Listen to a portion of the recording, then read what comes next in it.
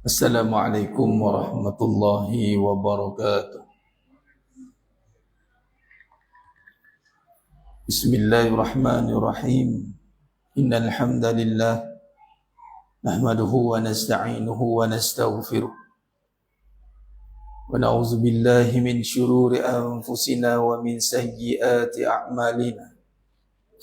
Man yahdihillahu fala mudilla lahu wa man yudlil fala hadiya lahu. Asyhadu an la ilaha illallah wahdahu la syarika lahu wa asyhadu anna Muhammadan abduhu wa rasuluh. Allahumma salli ala sayyidina Muhammad wa ala ali sayyidina Muhammad. Rabbi yasir wa la tu'assir, Rabbi tammim bil khair. Rabbi shrah li sadri wa yassir li amri wahlul 'uqdatam min lisani yafqahu qawli. Allahumma aftah alaina hikmataka wa anshur alaina min khazaini rahmatika ya arhamar rahim. Wallahu allazi la ilaha illa huwa alimul ghaibi wasyahada huwa rahmanur rahim. Wallahu allazi la ilaha illa huwal malikul quddus Al-Malikul Quddus Salamul Mu'minul Muhaiminul Azizul Jabbarul Mutakabbir. Subhanallahi amma yushrikun. Huwallahul khaliqul bari'ul musawwiru lahul asma'ul husna.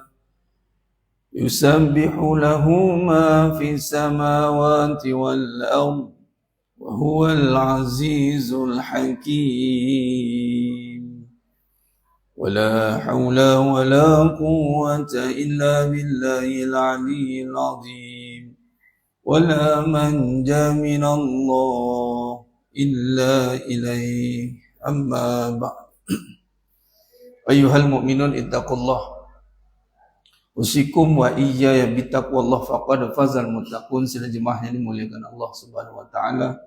Mudah-mudahan kita semua tergolong dalam golongan hamba-hamba yang benar-benar bersyukur. Amin ya rabbal alamin. Daripada sahabat radhiyallahu anhu berkata Rasulullah sallallahu alaihi wasallam, yushikul umamu an tada'a alaikum kama tada'a al-akalatu ila qas'atiha. Akan datang suatu masa di mana bangsa-bangsa akan mengerumuni kalian seperti orang-orang yang rakus merebutkan makanan di atas meja. Lalu ada seorang sahabat bertanya kepada Rasulullah SAW. Faqal qail wa min qillatin nahnu yawma izin. Apakah kerana pada saat itu jumlah kami sedikit? Bila Nabi sallallahu alaihi wasallam ceritakan akan datang satu keadaan kita akan dikerumuni seperti makanan. Bila nisbah kepada al-akalah ila qas'atiha ini, makanan ada atas meja, entah boleh tengok, buka YouTube ke, buka medsos ke, pergi tempat orang yang kelaparan. Dia bubuh letak atas meja, entah dia sebu tu, tak boleh buat bincang lah. Lagi kalau kita pergi Ramadan macam tu, pergi Haramain lah, puasa kat sana, kemudian buat bagi makan, tengok macam mana orang susah berebut tuan-tuan. Orang berebut datang nak makan tu, memang makanan tu kadang-kadang tak boleh, bila dah rebut makanan, nisbah pada makan ni tak boleh nak buat apa makanan, nak diterbalikkan ke, nak diterlangkupkan ke. Lalu sahabat dengar panik sebenarnya. Kita ni keadaan ni sahabat dengar panik. Adakah waktu itu kami ni sedikit? Maksud nisbahnya pergi pada sampai tahap tak boleh nak buat apa tu sikit ke? Sampai tak boleh nak balas tu, biasa macam tu lah, kena buli. Tontang lah mereka ramai, kita sikit, boleh lah. Tu sahabat. Dan sahabat meletakkan, adakah kami, tengok, wa nahnu, sedangkan Nabi cerita akan datang satu masa, satu zaman, jauh lagi zaman tu. Tapi sahabat ni tengok, sifat bersaudara tu tinggi. Al-mu'minun kalbunya, mukmin ibarat binaan. Jadi walaupun cerita bukan kena pada zaman, tapi cerita pada zaman akan datang. Namun sahabat menetapkan wa min killatin nahnu yauma izin. Adakah kerana pada saat itu jumlah kami sedikit? Lalu Nabi pun jawab, Rasulullah SAW menjawab, bal antum yauma izin kasir. Tidak, bahkan kamu pada saat itu banyak. Akan tetapi walakinnakum ghussa'un ka ghussa'is sail. Banyaknya kamu ni tetapi seperti buih di atas permukaan air laut. Laut pergi pantai, tuan-tuan. Dengar hadis ni, tengok pantai kat laut tu, tengok buih. Macam itulah keadaan tu. Banyak tapi tak ada pendirian. Dia empas ke kiri, dia empas ke kanan, Lepas tu bentuk dia cantik bulat tapi dalam kosong. Itu situasi itu akan datang. Dan Nabi sambung lagi, sesungguhnya, kenapa jadi begitu? Wala yanzi'anna Allahu min suduri aduwikumul mahabbah minkum. Saya mulakan dengan hadis ni sebab saya nak kaitkan dengan situasi sekarang. Dan cerita ni bulan lepas sebenarnya keluarkan satu design Al Jazeera, keluarkan design poster. Kalau dia tak keluarkan design tu mungkinlah tak nampak sangat, tapi dia keluarkan design apa ni mas sekalian? Saudara kita di Palestin, 25,000 orang telah syahid dalam tempoh 3 bulan.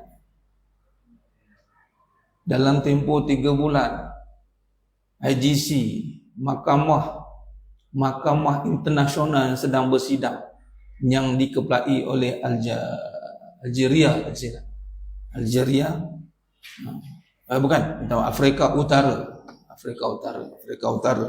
Afrika Selatan. Afrika Utara tu Al-Imam Sanusi dilahirkan, pengasas kepada susunan sifat 20 yang digunakan oleh Nusantara ni seluruhnya, malah di seluruh dunia pun pakai. Aliran Asy'ariyah Al-Maturidiyah kurun ke-9 lahir seorang imam yang membawa kepada pencetus kepada kaedah akidah, dipanggil tauhid formalistik, tu Afrika Utara, Afrika Selatan. Dah keluar dah menang dah genocide. Tapi dunia tak boleh buat apa. Silent, masih still keep silent. Sekarang dia bawa lagi ramai negara, 50 lebih. Still keep silent. Kenapa hal ini berlaku? Di sini ada jawapan. Dan di sini akan sambung perbahasan kita pada malam ni. Yakni kita akan baca satu surat Al-Imam Hasan Al-Basri kepada Khalifah Umar Abdul Aziz. Kita masih membincangkan dalam perbahasan hakikat dunia dan sisi. Lalu kata Nabi SAW, ketika itu Allah SWT, wala yaqzifannallahu fi qulubikumul wahn. Pertama, Allah SWT cabut rasa takut musuh kepada kita. Wala yanzi'annallahu min suduri aduwikumul mahabbah minkum wala yaqzifannallahu fi qulubikumul wahn. Allah cabut rasa takut musuh kat kita. Ni masalah paling besar. Bila saya perhatilah dengan pandangan yang lemah ni lah, banyak lagi lah kajian-kajian lebih dahsyat saya perhati. Dan alhamdulillah perhati tu pun kerana ada pengajian baru lepas ni baru habis, orientalis di dalam pengajian Al-Quran. Orientalis semua sekalian. Orientalis ni siapa? Orang barat yang mengkaji Islam dan ketimuran.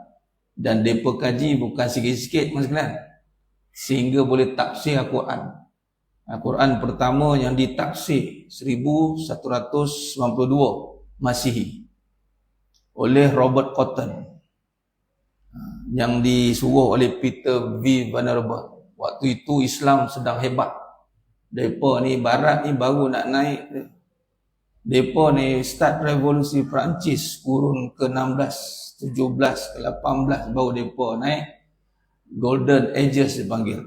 Zaman Enlightenment. Sebelum tu Dark Ages, zaman gelap. Zaman depa kena belasah juga.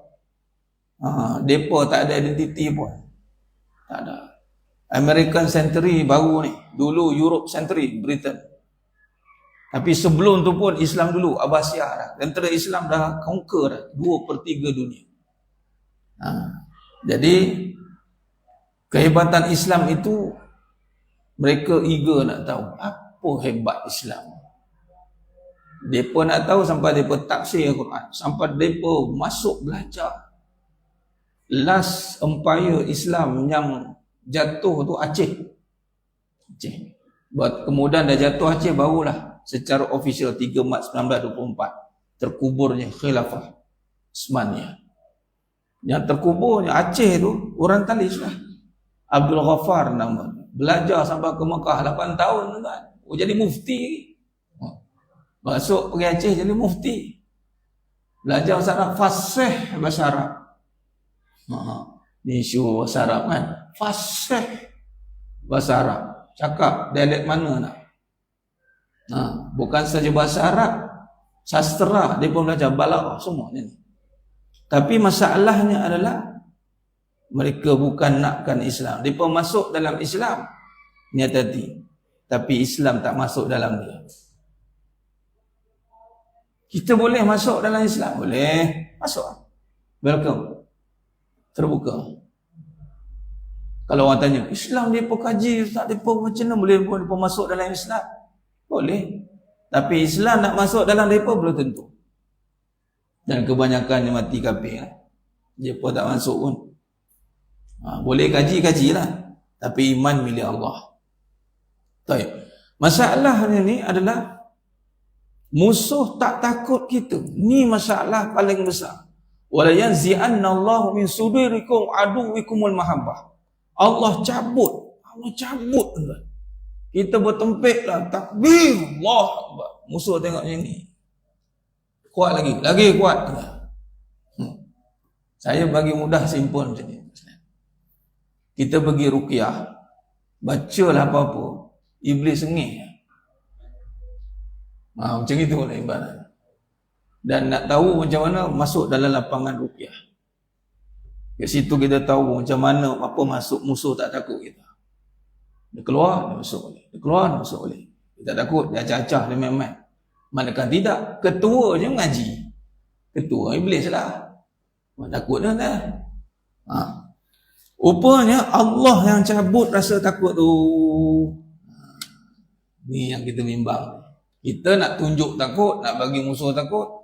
Musuh tak takut kita. Sebab apa? Allah cabut. Kenapa? Kerana pada hati manusia ketika itu Allah masukkan penyakit. Wala yaqzifannallahu fi qulubikumul wahn. Maka sahabat pun tanya, faqala qail ya Rasulullah wa mal wahn.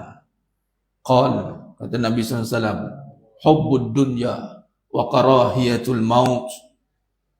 Nabi jawab apa? Penyakit itu adalah cinta dunia dan takut mati. Rawahu Abu Daud, Imam Ahmad dan lainnya. Dan kata Imam Hasan Al-Basri rahimahullah ta'ala alaih, hubbud dunya ra'su kulli khati'ah. Cinta dunia merupakan punca segala perbuatan dosa. Nah, sebab itu kita mulakan dalam syarah hakikat kehidupan ni, dalam perbahasan awalan, dalam membahaskan bersandarkan uslub atau kaedah sifat wajib bagi Nabi SAW, siddiq. Kita akan membongkar siddiq ni jujur, benar. Yang nak kita benar, yang nak jujur dan nak bongkar itu tentang dunia dan sisi. Kita tak nak bagi tafsiran dunia ini half-half. Maksudnya, yelah dunia ni okey juga sebenarnya, tapi sebenarnya ada macam 50-50 bagi takrif dunia tu tidak pada tempatnya. tidak pada istilah yang Allah kata apa, Nabi kata apa, sahabat kata apa, dan kita ikut tak apa yang telah dinakalkan. Nah, dan kalau ikut pemerhatian, kita tak ikut takrif dunia yang telah Allah nyatakan. Kita gagal mengikut takrif itu. Malah silat hari bulan kalau tengok gaya, kita nak dapatkan dunia dulu baru nampak kehebatan Islam. Kita salah faham, kita ingat kita ni lemah kerana tidak kuasai ekonomi. Belak jemaah sekalian, kita bukan umat yang baru nak menang, kita umat yang telah pun menang. Dan kita ni dah genap 100 tahun, kalau jatuh pun 2024, 1924, kiraan 100 tahun dah genap. Tapi Allah dah bagi Islam memerintah. Kalau start daripada 1924, 3 Mac 1924, daripada tarikh Nabi Hijrah 1300 tahun lebih, Allah bagi Islam menguasai dunia. Dan memang Islam, memang Allah jadikan jemaah sekalian untuk mentadbir dunia ni. Itulah dia. Sebab tu dalam, kalau lihat buktinya Allah jadikan Nabi Sulaiman alaihissalam raja dunia. Nabi kita pun, Nabi Muhammad SAW pun sama, sebenarnya lebih lagi. Cuma dari segi appearance, penampilan, dari segi zahirnya, Allah tunjuk kepada Nabi Sulaiman alaihissalam sultan, yang betul-betul sultan. Sebab minta, Rabbi firli wa habli mulkan la yang bagi li ahadim min ba'di innaka antal wahhab. Tak ada satu pun manusia yang atas muka bumi ini berjaya menakluki bumi dengan penguasaan penuh. Tak ada, melainkan Islam. Tak ada. Kalau ada, tak jumpa. Dia hanya satu juzuk saja. Dia hanya satu tempoh, kemudian Allah lupuskan. Fir'aun Allah tenggelamkan. Namrud Allah matikan dia dalam keadaan depres. Duduk serangga apa ni, duduk kat hidung dia kan. Duduk stres. Tentera bergajah mati kena baling batu. Tak ada orang yang boleh memimpin dunia, tak ada. Kita pun nanti menuju pemalhamah kubra nanti, sekutu-sekutu yang mengaku besar-besar ni, mereka bergaduh sama mereka nanti. Sebab satu benda hal dunia ni, kalau masing-masing tunjuk hebat, dia akan mengaku aku paling hebat. Bila start paling hebat, dia akan bunuh lagi. Ada satu cerita yang pelakonnya Ip Man. Tak tengok sangat, tapi tertengok lah. Alah apa, Kung Fu Jungle. Tuan-tuan search dah balik ni tengok. Ada pengajaran dia. Dia nak jadi the only one. Dia nak jadi only one, dia akan cabar siapa yang pakar Kung Fu. Dia jumpa orang tu, dia bunuh. Dia jumpa orang tu, dia bunuh. Sehinggalah dia berjumpa dengan Ip Man. Tapi Ip Man ni tak nak bunuh. Tapi cerita ni begitulah. Siapa nak jadi yang terpaling kat dunia ni, sama ada dia mati atau dia akan mati ke orang. Salah satu. Dia takkan tenang hidup atas dunia ni apabila dia nak menjadi yang terpaling. Jadi tunggulah mahkamah kubra. Mereka akan bergaduh sama mereka. Habis gitu ya. Baik jemaah sekalian. Jadi kata kunci kita nak tekankan di sini, bahaya penyakit dunia ini sehingga kan kita hilang mahabbah. Tengok, kita ingat bila ada dunia kita rasa hebat. Tak jemaah sekalian. Dia bukan kata-kata main-main lagi nak manis mulut. Tapi dalam hati biar apa-apa rasa bergaya, tak ada jemaah sekalian. Dunia ni kita boleh pergunakan, sebab tu kita kena tahu dulu takrif dunia, kita ambil dunia dengan cara pandangan macam mana. Kita tidak boleh mengatakan Islam hebat bila ada dunia. Dah, Islam hebat dah sebelum ada dunia. Kerana Islam milik Allah. Dan Islam telah dibuktikan. Tiada apa pun Islam telah menguasai. Sebagai contoh perang Badar Al-Kubra. Berjaya menang, menakluki kafir Quraisy waktu itu. Berlawan, 313 lawan 1000. 1000 tu kesatria sekalian. Kesatria. Bukan tentera biasa. Memang lengkap dengan semua peralatan perang. Lawan dengan hanya bermodalkan petani, alat-alat yang ringkas, basic. Unta, kuda pun ada 3 ekor. Unta ada 60. Lawan dengan kuda waktu tu, tentera berkuda daripada 1000 tu 300 tak silap saya. 300 kesatria. Bila sebut kesatria memangnya front line tu, pakai topeng besi, baju komplit set. Tapi habis. Waktu itulah matinya Abu Jahal, Abu Lahab. Matinya tentera-tentera kafir, kurang banyak korban waktu itu. Baik. Maka di sini Imam Hasan Basri menekankan hubbud dunya ra'su kulli khati'ah. Cinta dunia merupakan punca segala perbuatan dosa. Baik. Kita tengok surat Imam Hasan Basri. Kita malam ni nak baca surat Imam Hasan Al-Basri kepada Khalifah Umar Abdul Aziz. Apa suratnya berbunyi? Imam Hasan Al-Basri telah menukilkan satu surat dimasukkan kepada Allahumma salli kepada Khalifah Umar Abdul Aziz, yang mana surat ini adalah rentetan daripada ketika Khalifah Umar Abdul Aziz mendapat takhta menjadi khalifah waktu itu. Kepala surat tersebut jemaah sekalian, apa kata Imam Hasan Al-Basri rahimahullah alaih? Beliau mengatakan dunia ini tempat kecelaan. Mukadimah pada surat itu, dunia ini tempat kecelaan, bukan negeri tempat tinggal. Perhati baik-baik, mukadimah dunia tu. Dunia itu negeri tempat kecelaan, bukan negeri tempat tinggal. Adam diturunkan ke situ dari syurga sebagai hukuman. Jadi waspadalah terhadapnya wahai Amirul Mukminin. Ada ulama berani bagi surat setara gini, maksudnya sila. Atau kita cakap ke anak-anak kita lah, atau diri kita sendiri ke, naik pangkat, dapat apa-apa saja dunia ni, ataupun nak perkenalkan dunia kepada anak-anak kita ni. Kita kata dengan kalam Imam Hasan Al-Basri, beliau adalah yang faqih, ulama besar Basrah, pemimpin marhalah zuhud, dan beliau adalah usahawan yang berjaya.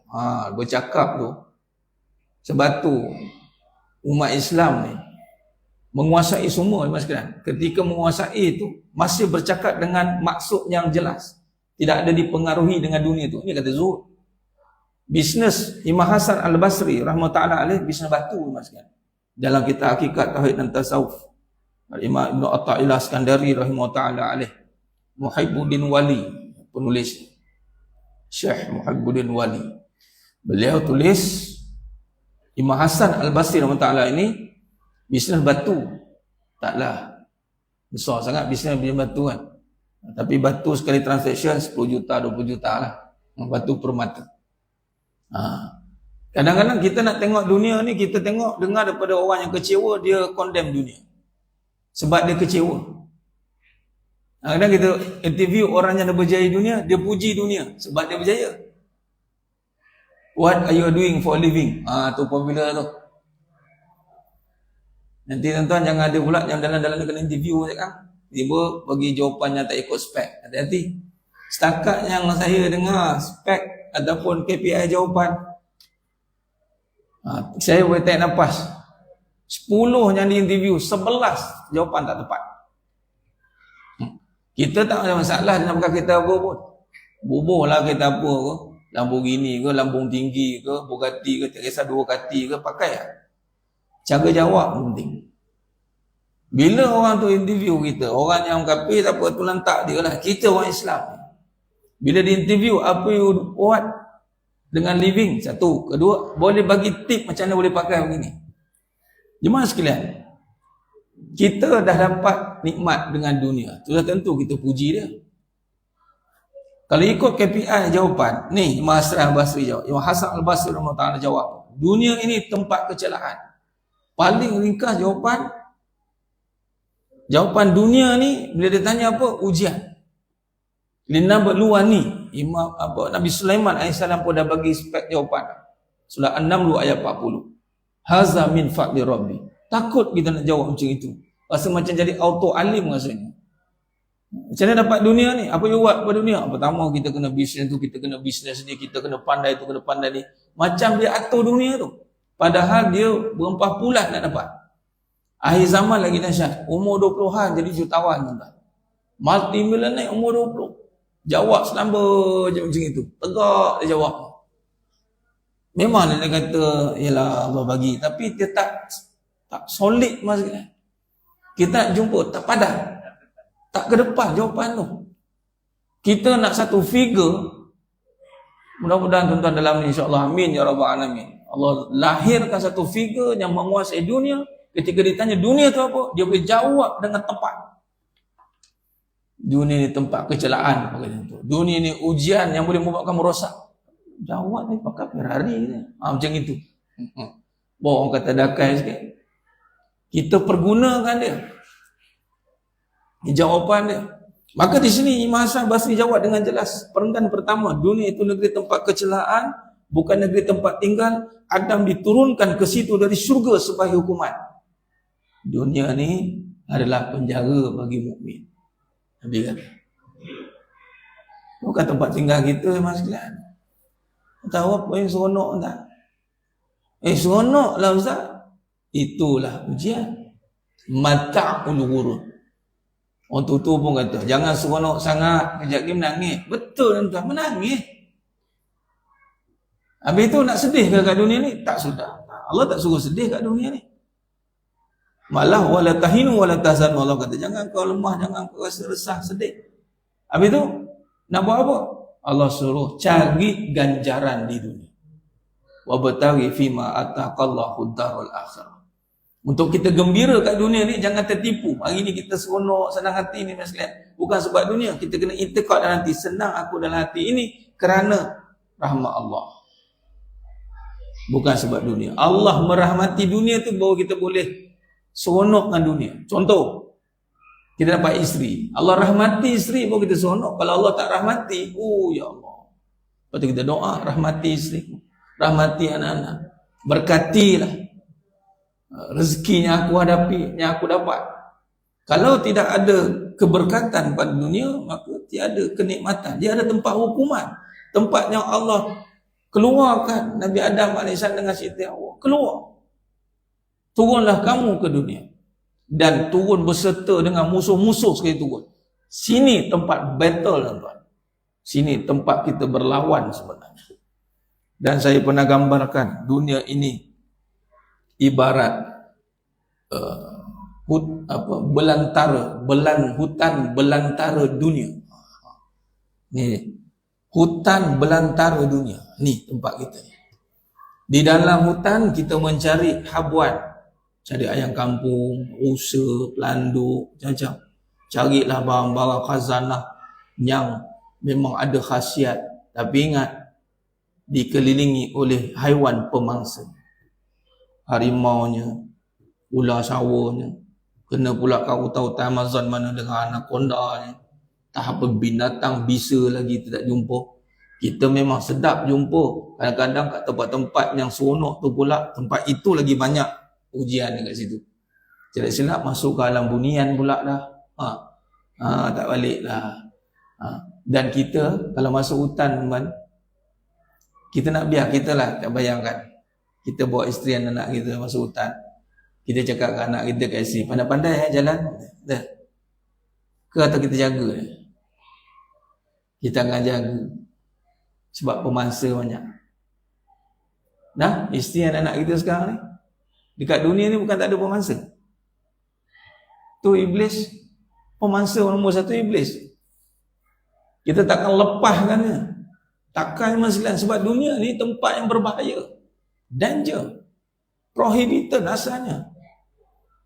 Ulama tengok dunia macam itu cuma sekalian.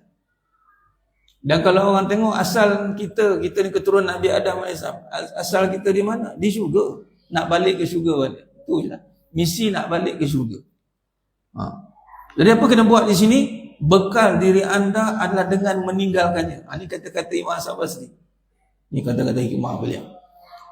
Habis Ustaz, apa nak buat kat dunia ni? Bekalkan diri anda adalah dengan meninggalkannya.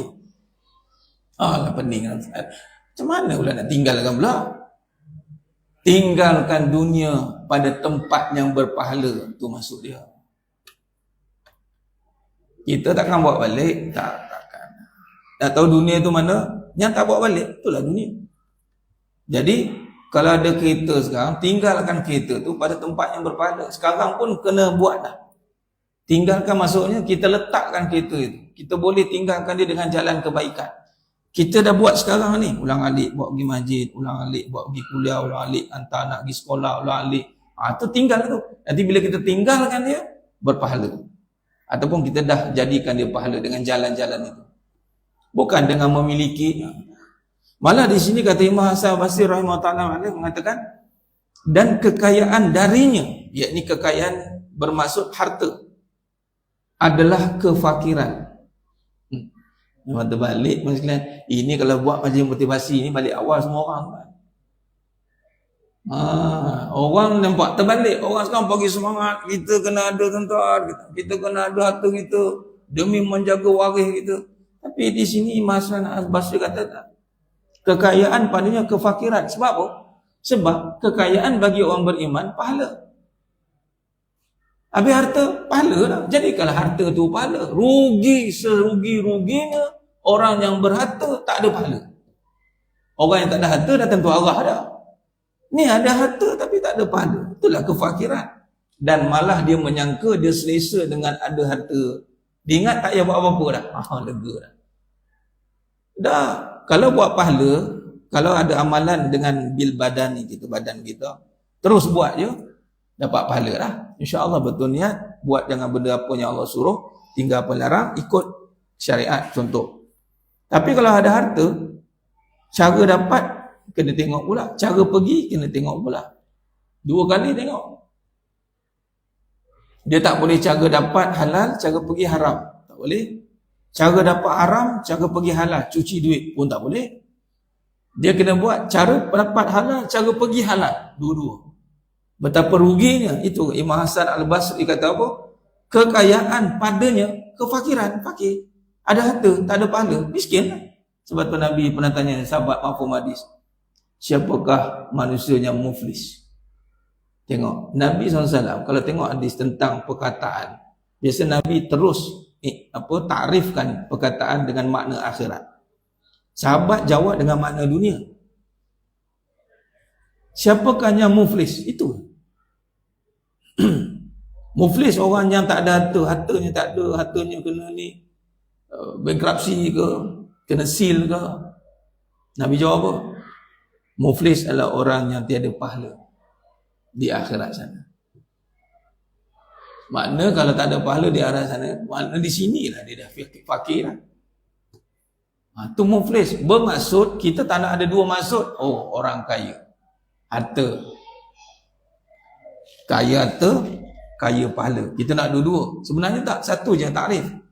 Orang yang kaya pahala dan padanya mesti ada amalan dengan hartanya.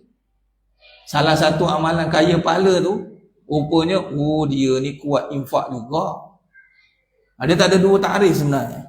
Sebab tu Nabi kata dalam takrif kaya yang sebenar, laisal ghina an kasratil arad, tidaklah kaya itu dengan banyaknya harta, walakinnal ghina ghinan nafs, akan tapi kaya itu dengan jiwa. Maksud kata apa jemaah sekalian? Kekayaan hanya nampak pada harta, kefakiran. Namun kita memikirkan pahala. Lalu kita pun jawab, kerana ada pahala lah aku cari harta. Bagi contoh, kita orang lelaki pergi kerja. Pergi kerja, ataupun sekarang mentaliti, jangan sampai terperangkap kerana nak ada harta. Salah jemaah sekalian. Kerana nak ada pahala, lalu aku cari harta. Tu sebenarnya. Dia panggil money make pahala. Tak ada istilah money make money. Salah. Orang financial pun marah. Apa salah? Saya pun jawab, saya bukan kira ikut matematik dunia. Kalau nak ikut matematik dunia, silakanlah. Nak kena tukar lagi. Kita tukar terus. Money make pahala. Ataupun di mana ada pahala, di situ pasti ada harta. Di mana ada harta, di situ belum tentu ada pahala. Dan pilih. Zakat sampai ke sudah ada je duit, tak habis-habis. Wallahi, kalau diumumkanlah zakat kehabisan duit, kiamat dunia ni tuan. Siap lancar perang lagi. Tengok, kerana ada pahala, harta tu ada. Kerana ada Mekah dan Madinah, manusia datang berbuzu-buzu. Nak cari pahala kat situ, bukan cari duit kan? Kerana ada ibadah, all the business berkumpul situ. Sebab tu jangan cari kepentingan pada agama. Jangan cari. Kerana agama tu memang sudah memberikan kepentingan. Agama orang cari kesempatan pada agama sehingga dia mempergunakan agama. Habis. Cari keuntungan dengan agama. Dia mencari keuntungan dengan agama. Sedangkan mas sekalian, agama akan memberikan kita keuntungan. Lambat atau cepat. Tengok Mekah Madinah sekarang. Berapa untung dari segi duit. Bukan trilion, bilion lagi kan? Trilion. Minyak discovery lagi tempat. Airport yang terbesar. Hotel yang terbanyak. Dari segi makan yang banyak. Mana ada tempat lain yang macam itu mas sekalian? Tak ada. Accommodation sekali order booking full hotel. Mana tempat yang hotel sekali full penuh. Kata bang full. Tak ada. Jadi mentaliti kita faham apa? Kekayaan bukan dengan kebendaan, kekayaan dengan harta, pahala. Harta bagi orang beriman adalah pahala. Set gitu je. Set gitu. Sehingga kita berani mengatakan bahawa ada pahala tak perkara ni. Ini dasar ilmu. Kalau kita tak boleh nak membezakan pahala dan dosa, maka kita masih gharar, tidak jelas. Ni pahala ke dosa? Wallahu a'lam. Sudah tak jelas. Kita kena buat dan pahala perlu kena ada perancangan. Itu bagi perancangan itu pahala. Allah telah bagi kita akal untuk kita merancang mengikut syariatnya. Allah dah bagi. Syariat kita nak ke syurga. Apa perancangan kamu? Dengan ilmu yang ada, mana yang berpahala? Kita kena susun prioriti. Benda ni berpahala tidak? Pahala. Okey, pahala aku akan invest. Kalau tak ada pahala, sorry, 1 sen pun aku tak bagi. Kalau ni berpahala, aku tak kira. Aku bagi. Ini mentaliti sahabat. Sebab tu dari segi infak luar biasa je maksudnya. Baik. Sambung sikit lagi. Setiap saat ada orang yang terbunuh kerana mengumpulkannya.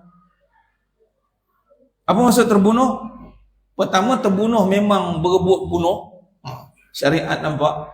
Yang kedua, bunuh bermaksud mati hati dia. Mengumpul dalam konteks Islam tak ada. Kumpul harta tak ada. Tak ada Ustaz. Tak ada. Malah nampak celaan. Alhaakumut takasur. Habis tu uruskan harta. Tu ada. Nak simpan tu bukan sebab nak kumpul. Simpan tu sebab nak urus. Niat kena betul. Nak urus apa? Urus pendidikan. Nanti 10 tahun lagi nak pakai. Urus apa? Urus. Silakan. Tapi kalau kata nak kumpul demi masa depan, habis. Sadaqallahul azim. Selesai tuan-tuan. Hilang habis semua. Izzah kita. Tu Allah cabut. Allah cabut. Ia seperti racun yang meracuni orang yang tidak mengenalinya. Dan disitulah kematian. Imam Hasan Al-Basri menterjemahkan dunia ini sebagai racun. Baik. Jadi insyaAllah mas sekalian, kita berhenti dulu setakat ni perbahasan kita tentang surat Imam Hasan Al-Basri kepada Khalifah Umar Ibn Aziz. Kita akan sambung pada siri yang akan datang perjumpaan insyaAllah pada Paraya lah kot. Depan ni puasa dah kan. Ramadan Karim, Allahu Akram in advance. Mudah-mudahan Ramadan kali ini Ramadan yang terbaik yang pernah kita lalui insyaAllah mas sekalian. Wallahu alam, tu saja. Mohon maaf pada saya kekurangan, terkata itu kurang bicara dan penyampaian. Hanya Allah Ta'ala sajalah yang mampu menyempurnakan perbahasan kita pada malam yang penuh barakah. Aku lupa lihadza wa sallallahu azim li wa lakum wa bila taufiq wal hidayah. Assalamualaikum warahmatullahi wabarakatuh. Tangguh dengan tasbih kafarah dan surah Al-Asr. Subhanakallahumma wa bihamdika asyhadu an la ilaha illa anta. Bismillahirrahmanirrahim. Innal insana fi khusr illa alladhina amanu wa tawasaw bil haqq wa tawasaw bis sabr. Wallahu a'lam bisawab. Takbir. Allah